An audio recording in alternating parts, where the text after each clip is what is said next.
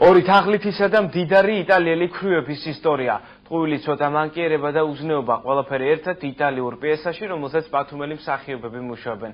დეტალებს ახლა ნონა დიასამიძე მოგიყვებათ.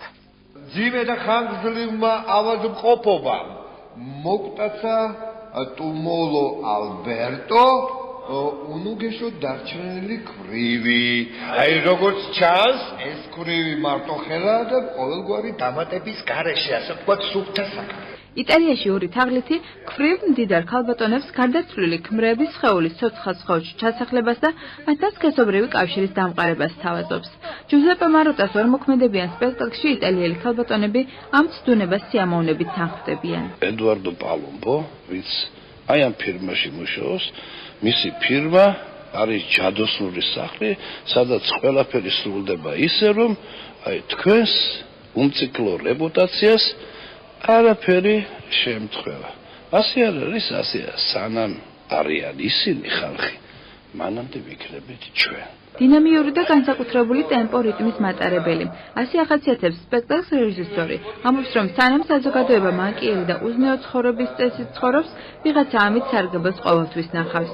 სიუჟეტიდან გამომდინარე, ეს არის ორი შემოქმედი თაღლითის მიერ შექმნილი ჯადოსნური სამყარო, სადაც ადამიანების ცნობიერი თუ ქვეცნობიერი სურვილები მუდამ სრულდება და ბიზნესი, ასე ვთქვათ, ამ ორი თაღლითის ზუსტად იმ სისუსტეებზეა გათვლილი, რომელიც თითოეულ ადამიანში არის და რომელიც საზოგადოებაში ბუდობს. რეჟისორი კოტე აბაშიძე ამბობს, რომ რაც სპექტაკლში ხდება, ჩვენი სამწუხარო რეალობაა, თუმცა ამაზე საუბარს არ ერიდება. ის მანკიერი თვისებები, ეს ლიტერატურულად რო ვთქვათ, რომელიც საზოგადოების ყოფიერებას მუდამ ზდებს და ყოველთვის იქნება.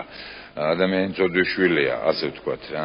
და ამიტომ ეს ჟანრი ყოველთვის აქტუალური იქნება. ფარსად ჩაფიქრებული და სატირულ კომედიად გადაწყვეტილი სპექტაკლის მხატვარი თეო კუხიანიძეა. კომპოზიტორი კი გოგი ჩლაიძე. რაც შეეხება ქორეოგრაფებს, მასზე ლუკა ჩხაიძე იზრუნებს. ქრუვთან უგეში სპექტაკლის სამუშაო სახელია.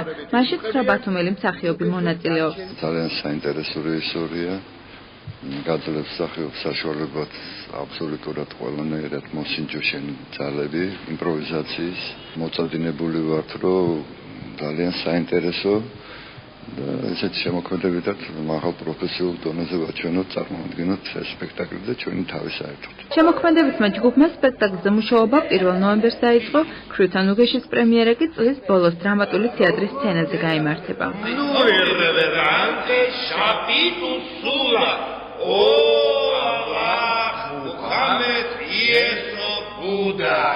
ესეც ასე, ფილმის რეპეტიცია გამთავრებულია. ძალიან კარგი. აბა, საქმეს მივხვდებით.